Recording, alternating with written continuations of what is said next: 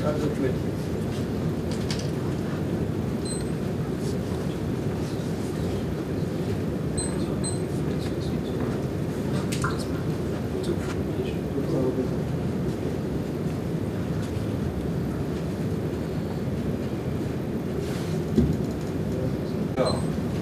you tell us exactly what they did in the European acquisition? What was the price at which they bought? What have they done with the European acquisition? Who took the decision on the European acquisition? And what did they finally do with the acquisition?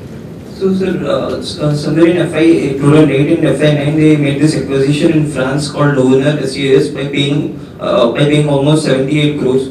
So that was the decision made by the father of Amritanshu Kaitan, who has expired recently. And after Amritanshu Kaitan got into the board and started heading the company, he took a decision that the acquisition was made at a time of when Europe fell into the recession. So already it is a loss-making subsidiary, and due to the recession that happened after the acquisition, it made further losses. So Amritanshu Kaitan took a decision to write it off completely, and in FY 12 they have posted an exceptional loss by writing off their entire investment. That was a decision made by Amritanshu Kaitan after heading the company. What was this Novena SAS? What did they do? So they used to sell rechargeable batteries in and around Europe region. They used to outsource from China, and they used to sell rechargeable batteries with the brand of Uniros.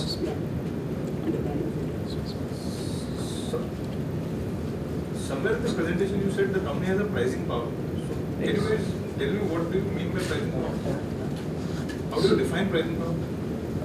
So, sir, the ability to pass on the cost pressures without getting affected at volume level. So, in the past, from FY 13 to FY 15, company has increased its prices in various segments by almost 20 to 25%, and in fact retained its market leadership position of 52% market share. So, because of that, we feel the company has pricing power. Any increase in cost prices, either due to depreciation or due to increase in commodity prices such as zinc, the company will be able to be in a position to pass on the pricing prices. They have demonstrated in the past 2-3 years, and we feel the company has pricing power. When did the company become an independent company? And during the period 2005 to 8, I think zinc prices went up. At that point of time, did their margins go up or go down? The margins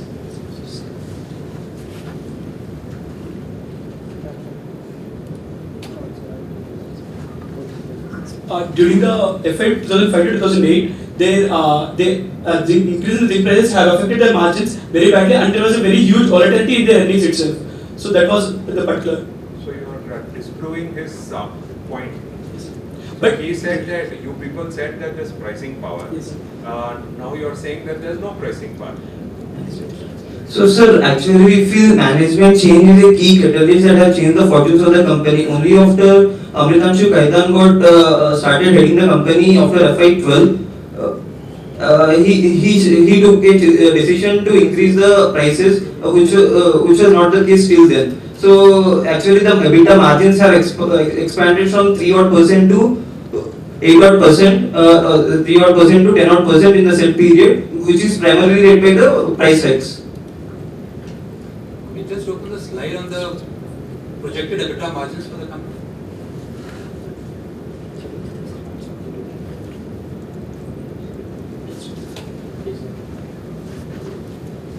Can shed light in terms of why the EBITDA margins are going up and sustaining at these levels, and when in the historical past has this company ever maintained these kind of stable and high margins over a 5-7 extended period?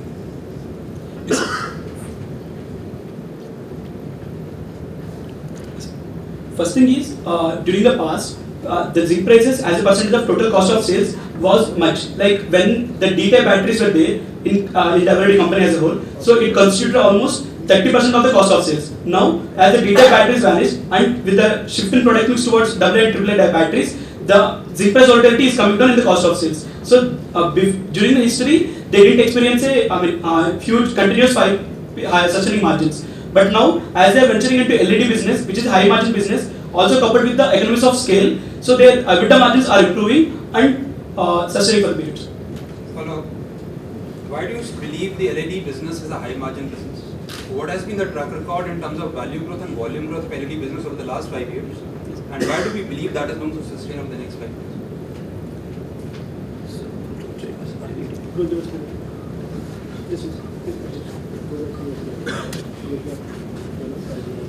So first thing is, while comparing it to the value growth and volume growth, so we expect the volume growth of LEDs has been around 120% to has been ranging from 50% to 120% within different key segments. Whereas volume growth volume growth was a degrowth compared, because the LED prices have been falling globally, which is also which is also a push for the customer to buy these LED products. So volume growth was a degrowth, whereas value growth was improving. So now, looking forward, the company now, what it is doing is, it is diversifying its customer profile into both the customers, government business, also in the residential business. So with the every company catering to the government business, it is earning high return on capital with large volumes, and compared to B2C segment, residential segment, where they are making statements that company is making high return on capital in the government business, please substantiate. Don't make generic statements like that. Yes, please. Sure. In case of government business, in case of B2G, what they are doing is, they are providing the large volumes, and even recently they have won a 7 million LED bulbs order from the government. So that, and also they are following an asset-light business in case of LED. So where there is a dedicated third-party vendor which is going to manufacture the LEDs, and like they are doing it as outsourcing. So they are going to get higher returns of capital, as this is an asset-light model.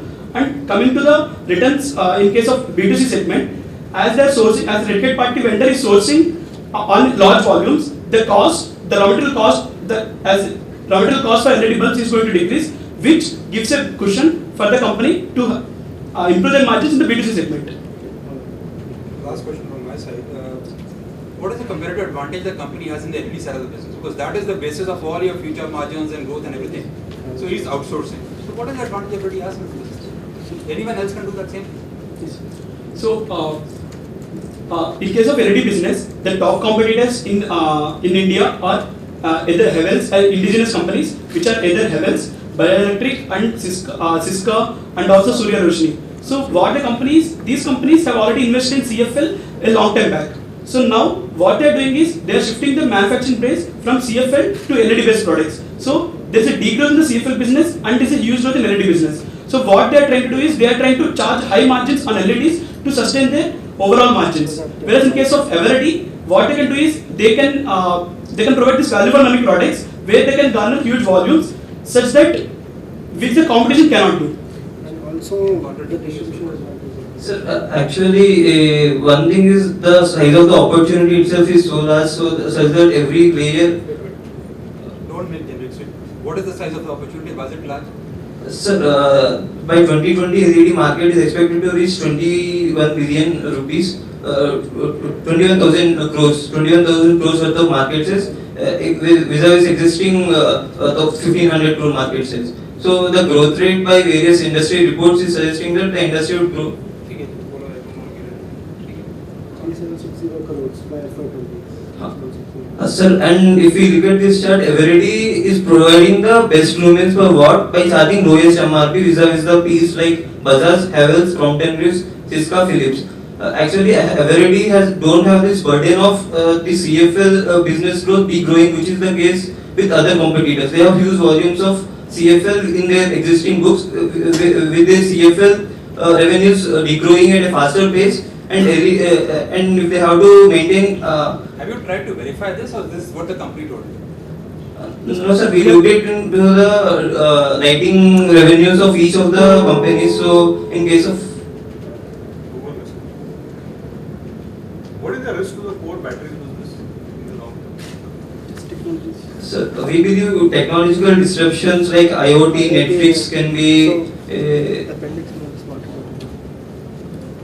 So also, if you look at the technology, so we have actually gone into depth into what kind of technological shifts can actually lead to disruption in the battery segment. If you can see, we've also seen that two types of technologies are there. One is the voice control remote technologies, and if you see the smart remotes. And the biggest driver, one of the biggest volume drivers for us was the growth in remotes due to the growth in set-top boxes. But we see that here the prices are very high for this, and this technology to penetrate to that level is not going to be for the next few years. And also the dry cells batteries which we are getting to are affordable, and developing countries like India, they constitute 97% of the batteries market due to their affordability, because the customers are very price sensitive. So I think that is another 2 factors why this is a moderate substitute, not a big threat.